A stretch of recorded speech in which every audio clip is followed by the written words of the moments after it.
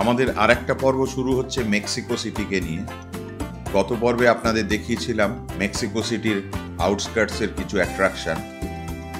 আজ যাব মেক্সিকোর প্রাণকেন্দ্র জোকালোতে, আর এর আশেপাশেই রয়েছে প্রচুর অ্যাট্রাকশন। Good morning. আর একটা দিন শুরু হচ্ছে মেক্সিকো সিটিতে। খুব ঠান্ডা পড়েছে, আর আজকে আমার যাওয়ার প্ল্যান হচ্ছে হিস্টোরিক মেক্সিকো সিটি দেখানোর জন্যে। তো আমি আছি হিস্টোরিক সেন্টারের খুব কাছেই, আর এর আশেপাশেই সমস্ত যে ট্যুরিস্ট অ্যাট্রাকশনগুলো আছে সেগুলো দেখাবো। আর এখানে শুরু হচ্ছে জোকালো থেকে। জোকালো আমার হোটেলের কাছেই। তো এই জোকালোর একটা দীর্ঘ ইতিহাস আছে। অ্যাজটেকদের হাতে 1325 সালে গড়ে ওঠা বিস্ময়কর রাজধানী, যার নাম ছিল তেনোচটিটলান, যার কাহিনী ছড়িয়ে রয়েছে শহরের বিভিন্ন মিউজিয়ামে। কিন্তু 1521 সালে স্প্যানিশদের ইনভেশনের পর অ্যাজটেকদের রাজত্ব চলে যায়, আর স্প্যানিশদের হাতে ধ্বংস হয়ে যায় অ্যাজটেকদের সভ্যতা। এর নিদর্শনগুলো কিন্তু এখনও কিছু আছে, তবে এই জোকালো পুরোপুরি কলোনিয়াল বিল্ডিংয়ে পরিণত হয়।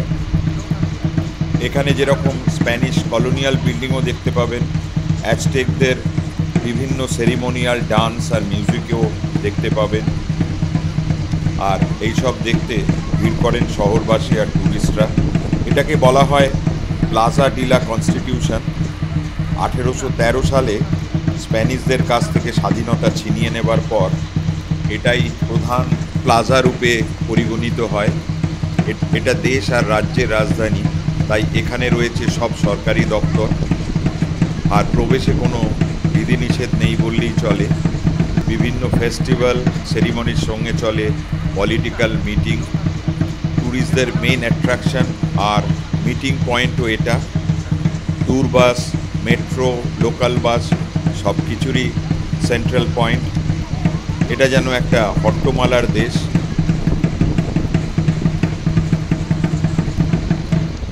চলুন এর উৎস সন্ধান করতে উঠে পড়েছি হপ অ্যান্ড হপ অফ বাসে। শহরের রূপ দেখতে দেখতে চলে যাব এখানকার বিখ্যাত মিউজিয়াম, ন্যাশনাল মিউজিয়াম অফ অ্যানথ্রোপোলজিতে। বেশ বড় শহর সিডিএমএক্স, তাই শহরের বিভিন্ন জায়গা পর্যবেক্ষণ করার জন্য এই বাস খুবই ইউজফুল। যদিও এখানে বাস, মেট্রো সবই আছে, তবে ভাষার সমস্যার জন্য এই বাস সিলেক্ট করতে পারেন। বাসের লাইভ ভয়েস আছে, আর ট্যুর গাইডও ইংলিশে কথা বলতে পারেন। বাসের দোতলা থেকে শহরের রূপ দারুণ দেখতে লাগে। বেশ চওড়া চওড়া রাস্তা, গাছপালাও বেশ প্রাচীন, আর এখানকার বিল্ডিংগুলোর সঙ্গে খুব মানানসই। রাস্তার প্রতিটি আইল্যান্ড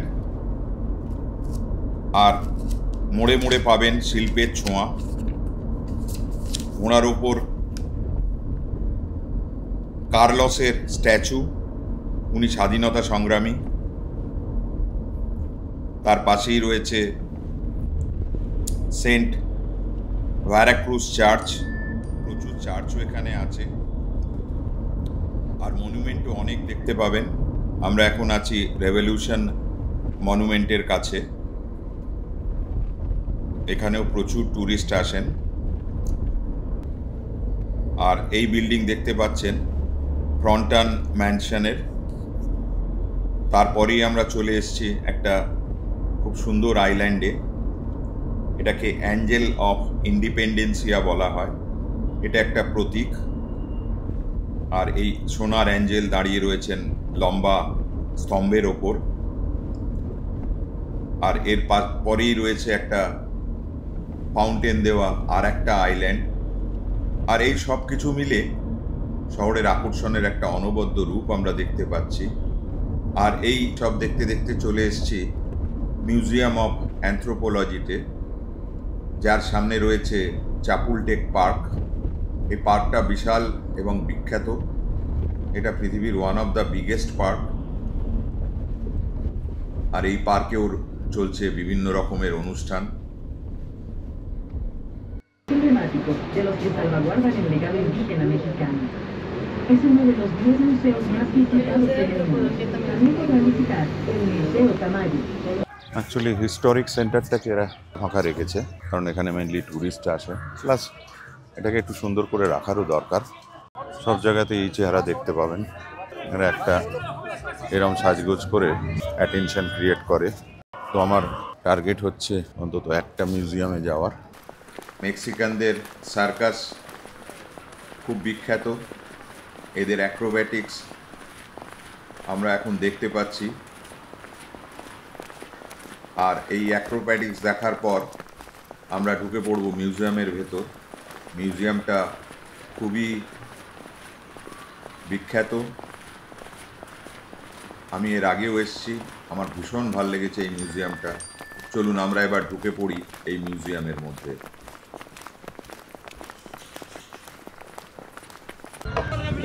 No small one.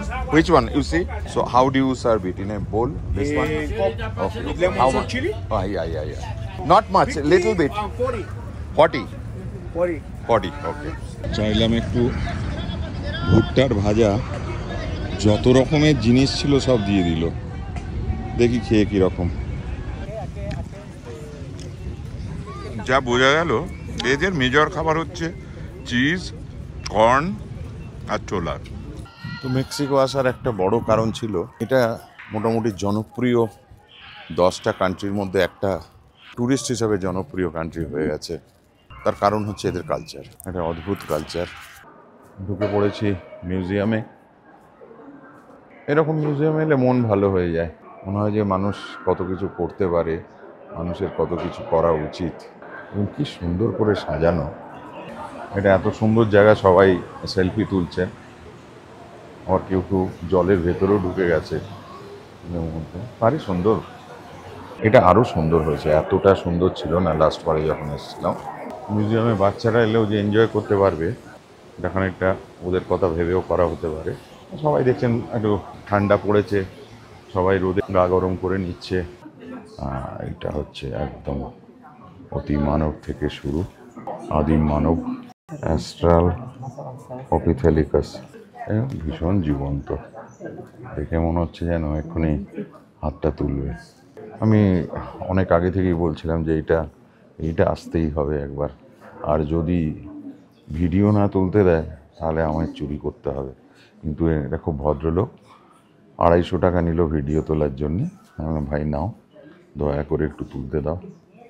এই জিনিসটা একটা, যাকে বলে একটা মেমোরেবল জিনিস, একটা ভিডিও থাকা। হয়তো এগুলো ইউটিউবে পাওয়া যাবে, কিন্তু তবুও নিজের তোলা ভিডিও একটা নিজের মতো করে দেখা, প্রেজেন্টেশন কোনো কথা হয় না। এই আগুনের আবিষ্কার, ময়ের একটা, এবারে মানুষ আস্তে আস্তে সোজা হয়ে গেল। সার্জারি উন্নত ছিল খুবই। এটা আমি আপনাদের একটু দেখাবো, কারণ এটা পুরো দেখাতে গেলে একটা পুরো করা যেতে হবে। একবার ওদের আর্ট শুরু হলো, দেখে মনে হচ্ছে অনেকটা মিশরীয়, আসলে মিশরীয় নয়। এদেরও পিরামিড আছে, এদেরও টেম্পল আছে, এদেরও সব কিছু আছে। তাই নয়, দেখুন কি সুন্দর অডিও ভিজুয়াল দিয়েও বোঝানো হয়েছে। একটু চেপে কথা বলতে হচ্ছে, কারণ এখানে কেউ চেঁচিয়ে কথা বলে না। আমাদের মিউজিয়ামে গেলে যেরকম একটা চেঁচামেচি দেখতে পান, এখানে সেসব নেই। এরা সব স্প্যানিশ কালচারে এরা মানুষ হয়েছে। এটা হলো প্রি ক্লাসিক্যাল এজের, অডিও ভিজুয়াল সব আছে, কোনোটাতে খাঁজ নেই, কোনো জায়গায় এক বর্ণ ইংরেজি নেই। তবে সৌন্দর্য যে ভাষাকে ছাড়িয়ে যায় সেটা এখন বুঝতে পারছি। কানকুনের মিউজিয়ামে দেখেছি এরা একটা আউটডোরও রাখে, ইনডোর যেটা মিউজিয়াম, সেখানে একটা আউটডোরও রাখে, যেখানে ওরা একটুখানি বোঝানোর চেষ্টা করে যে কীরম ছিল। একটু পাথর টাথর দিয়ে এই গাছ টাছগুলো সব পুরনো আমলের গাছ। হ্যাঁ, এরা ছিল যখন স্প্যানিশরা এসেছিল, পুরে পেঁচা। এরাও একটা ট্রাইব বলতে পারেন, 500 বছর আগেকার। পুরো পেঁচারা অনেক কিছু জানতো। পৃথিবীর খুব কম মিউজিয়াম আছে যেগুলো এথনিক ওয়েতে সাজানো। লুভও সুন্দর সাজানো, কিন্তু এতটা এথনিক ওয়েতে না। এটাও অ্যানথ্রোপোলজির একটা পার্ট, যেহেতু হুয়াকানের এটা করেছে। এটা যাওয়া হলো না এবারে। এগুলো হচ্ছে লা পিন্তুরাস মোরাল। এটা কাকাসলা বলে কোনো জায়গা ছিল, এটা কাকাসলা আর জোসিটে কাপ আর লা বাতলা, এর অনেকগুলো জায়গা ছিল যারা এই মুরালগুলো বানিয়েছিল। এটা আর একটা প্রজাতি তুলাদের, দেখতে মায়ানদের মতো অনেকটা, চিচেন ইৎজার মতো তুলাদের পুরো হিস্ট্রি। মায়ানদের পরে 1250 অব্দি ছিল। এটা আবার পুয়েবলোদের আর একটা সভ্যতা, ক্লাসিক হয়ে গেল, এরপরে পোস্ট ক্লাসিক। এটা একটু হাইফাই সাজসজ্জা দেখেই বোঝা যাচ্ছে যেখানে অনেক কিছু সোচিমেল কাজও আছে, আরও অনেক আছে। এটা হলো 1300 থেকে 1500 অব্দি। এটা আর একটা প্রজাতির টেনোশিটলান। মিউজিয়াম যে কীরকম হতে পারে এখানে না এলে আন্দাজ করতে পারবেন না। ফ্লাইট ধরে এখানে এসছি, বাসে করে এসছি, ট্যাক্সি করে আস্তে আস্তে অনেক সময় হয়ে গেছে, কিন্তু তারপরেও এই মিউজিয়ামটা আমার প্রথম টেনে নিয়েছে। কারণ এটা আমি যতবারে এসেছিলাম বলে একটু আইডিয়া আছে যে সূর্যের পুজো এরা শুরু করেছিল। আমি কোনো তুলনামূলক ইয়েতে যেতে চাই না, প্রি হিসপ্যানিক এরাতে সূর্যের পুজো এরাই শুরু করেছিল। সবাই এখানে একটা সেলফি তুলছেন, দেখি আমার সেলফি কীরকম লাগে। এবারে আর একটা বিখ্যাত জায়গা ওহাকা। ওহাকাও খুব ভালো জায়গা, মেক্সিকোতে এলে অনেকেই ওহাকা বেড়াতে আসেন। 1521 অব্দি যা কিছু সব 500 বছর আগে শেষ হয়ে গেছে এগুলো, তারপরে স্প্যানিশরা এসছে। তবে স্প্যানিশদের ধন্যবাদ, যেগুলো ওরা নষ্ট করেনি এগুলোকে ওরা রেখেছে। এই মিউজিয়ামের একটা জিনিস বোঝা যাবে যে শুধু আমরা ইতিহাসে পড়েছি মায়া আর অ্যাজটেক তা নয়, প্রচুর কন্ট্রিবিউশন আছে বিভিন্ন ট্রাইবদের। এবারে আস্তে আস্তে মডার্নের দিকে চলে আসছি। 1518 সালে আসে স্প্যানিশরা, 500 জন লোক আর 16টা ঘোড়া, ব্যাস পুরো জায়গাটাকে কবজা করে নেয় ওরা। সব শেষে এসে গেছি লস মায়াস। 4000 বছর আগে এরা শুরু করেছিল, কিন্তু major period of classical period 300 থেকে 900। দেখুন যেরকম স্কালচার, সেমনি মুরাল, সেমনি পটারিজ, কোনো ব্যাপারে একেবারে পিছিয়ে ছিল না ওরা, কী করে পাথরকে ব্যবহার করতে হয়। তো মায়ানরা বিশ্বাস করতো অ্যাবস্ট্রাক্ট গডে। তারা আমরা যেরকম ব্রহ্মাণ্ড, ব্রহ্মা এই সমস্ত বলি, নিরীশ্বরবাদীরা যাদের কাছে ঈশ্বরের কোনো রূপ নেই, ঈশ্বর নিরাকার, তো মায়ানরাও সেটা বিলিভ করতো যে তিনি কিন্তু কোনো আকার নেই তার। একটু খিদে পেয়েছিল, এটা হলো চুরোস, এটা চকলেট দিয়ে খেতে হয়। No chocolate? Chocolate no. No, okay. De vainilla. How much? 3 piece? 50. 50? 50 pesos, one pack. Okay, no chocolate.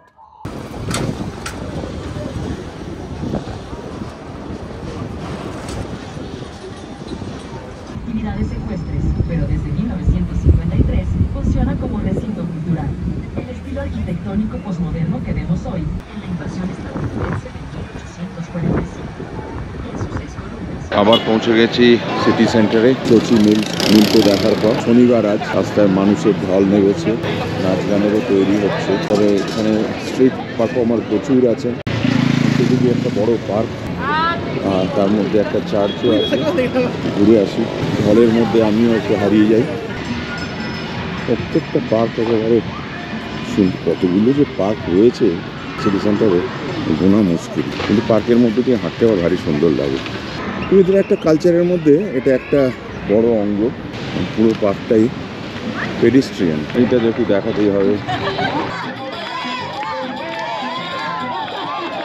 ভাষা বুঝতে পারি আর না পারি, মজা লাগছে এই 3-4 রঙের শরবত চারিদিকেই বিক্রি হয়। দুটো খেয়েছি আর দুটো খাইনি, কমলাটা খাওয়া হয়নি। sí, tus rimas no son concretas. Y fletas si no me colectas. Quieres una Harley, pero a mí no me gustan motocicletas. Pero este rapero tiene todas las de perder. Cuando te enfrentas conmigo, tú no tienes el nivel. আমার মনে হচ্ছে পুরো রাস্তাটা pedestrian হয়ে গেছে, কোনো গাড়ি টাড়ি দেখতে পাচ্ছি না, শুধু মানুষের ঢল। চলুন, এদের আর্টের একটা প্রাণ কেন্দ্র বেলা আর্টিস, এর মধ্যে মিউজিয়ামও আছে, অডিটোরিয়ামও আছে।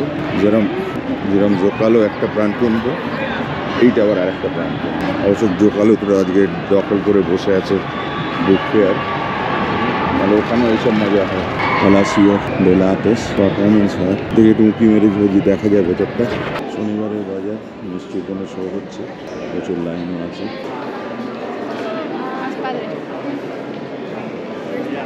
দেখলে খারাপ লাগবে না এগুলো, এরা এত সুন্দর করে।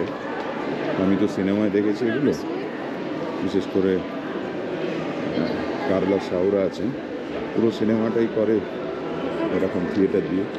তবে একটা জিনিস লক্ষ্য করছি, যারা গান টান বাজায় এরা কিন্তু ভালো পয়সা দিচ্ছে না, হয়তো কত দিচ্ছে জানি না, 5 টাকা 7 টাকা 10 টাকা দিচ্ছে, কিন্তু যাই হোক তাতে সারাদিনের কালেকশন খারাপ হয় বলে মনে হচ্ছে না। এখানে একটা কিছু হচ্ছে, এই বলে না হ্যাপেনিং প্লেস, এই পুরো জায়গাটাই হচ্ছে একটা হ্যাপেনিং প্লেস। আমি জোকালাতেও একবার যাচ্ছি, দেখি ওখানে কিছু হচ্ছে। হ্যাঁ, ভিন্টেজ কার র্যালি হচ্ছে, একটু মেঘ এসছে।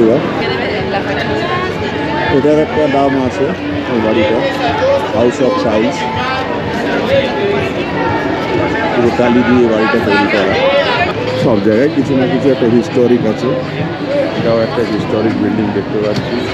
আর সান ফ্রান্সিসকোটা একটা চার্চ, সেম চার্চ, ছোটোখাটো চার্চ।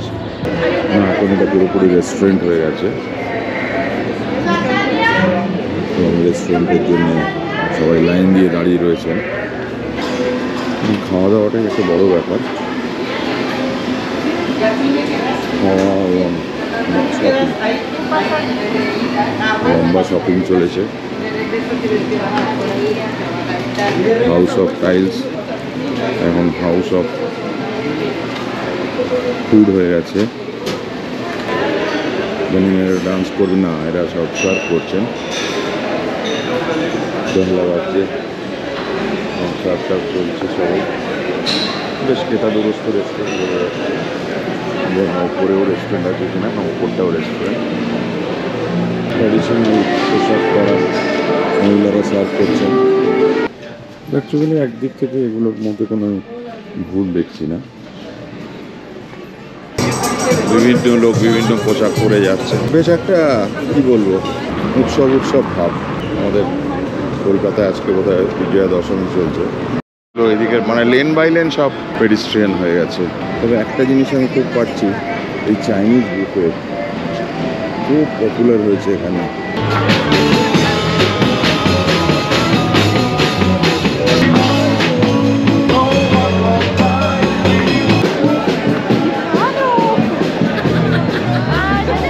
ফ্রেঞ্চ কোনো রুলারদের অফিস, সালন অলিভার সালন কারোনা বলিভার। হিস্টোরিক সেন্টারের প্রত্যেকটা বাড়িরই কিছু না কিছু ইয়ে আছে। ল্যাটিন আমেরিকান সেন্টার দেখতে পাচ্ছি লম্বা।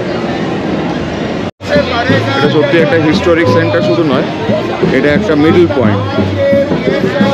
এই দূরে বেলা আর্টিস দিয়ে ফিরে চলে গেলে প্লাজা গ্যারিবল্ডি, আর ওইদিকে দেখা যাচ্ছে দোকান। আর চার চাবি জাবি অগুন্তি জিনিস ছড়িয়ে রয়েছে এখানে।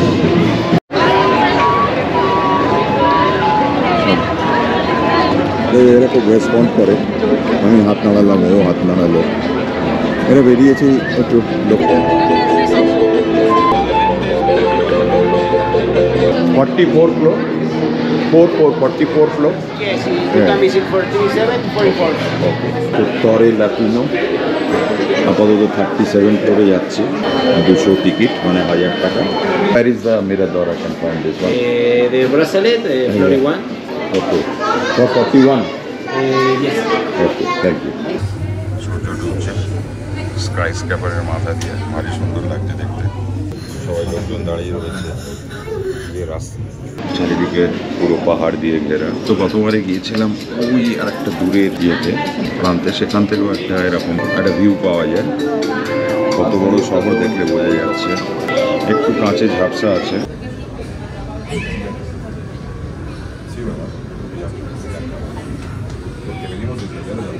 এখান থেকে একটু পরিষ্কার দেখা যাচ্ছে পাহাড়গুলো, পুরো পাহাড় ঘেরা, নিচে বেলাহাটিসও দেখা যাচ্ছে। এখানকার ভিউটা খুব সুন্দর, পুরোপুরি কলোনিয়াল বিল্ডিং দেখুন। আর ওই জোকালো দেখা যাচ্ছে, বুক ফেয়ার সব কাছাকাছি। এসছি রেস্টুরেন্ট ফ্লোরে, বসলে যে খাবার দিতে পারবে আমার মনে হচ্ছে না। এইসব জিনিস তো থাকবেই। চারিদিকে পাহাড় ঘেরা সিটি। আস্তে আস্তে সন্ধে নামছে, গাড়ির আলো জ্বলে উঠেছে। রাতের মেক্সিকো সিটি, আর এই রাতের রাস্তা দিয়ে আর একবার নেমে পড়বো, কয়েকটা ছবি তুলে।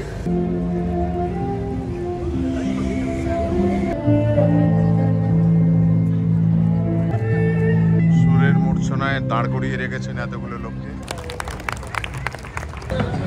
এটা একটু ঝলক দেখাচ্ছে, তারপরে এদের টিকিট আছে।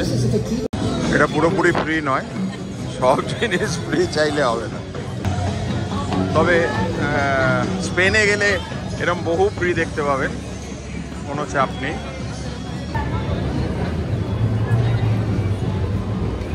মেক্সিকো সিটিতে যতগুলো প্লাজা, ময়দান যা যা ছিল সবই দেখানো হয়ে গেছে আপনাদের।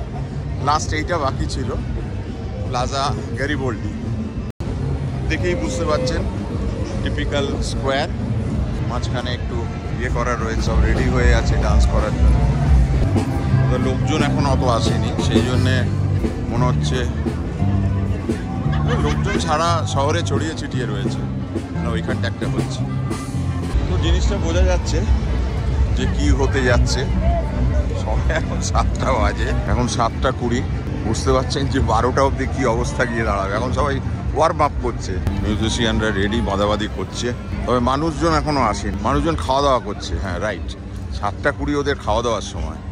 এখন ওদের আমি বিরক্ত করলে হবে না, কিন্তু আসল কখন শুরু হবে এটা ইয়ে করার। যাই হোক, আমি এই বসলুম, আধ ঘন্টা দেখবো, তার মধ্যে ঝমঝম ঝমঝম শুরু না হলে বাড়ি পালাবো। যাই হোক, চারিদিকে একটা গমগমের ব্যাপার দেখি, বুঝতে পারছেন। সবাই যন্ত্রপাতি নিয়ে রেডি, সব কুচকাওয়াজ হচ্ছে।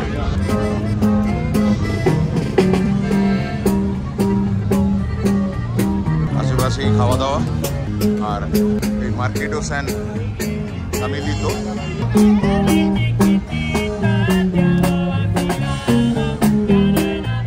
বেশ একটা লম্বা চলে গেছে ফুড অ্যালি, ব্যস্ত হয়ে সবাই বেচা কেনা করছেন।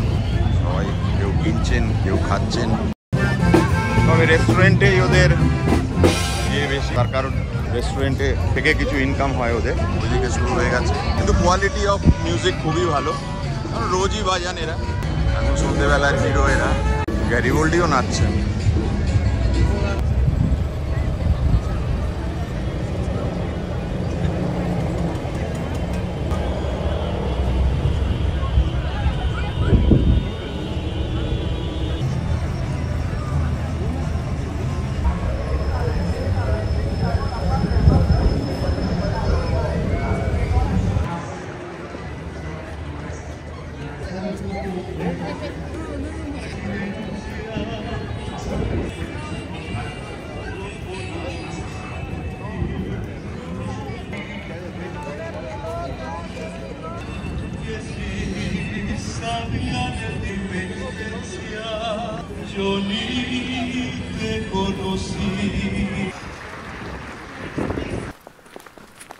মেক্সিকো সিটির এই রাত কখন শেষ হবে জানি না, তবে হয়তো ভোর হয়ে যাবে।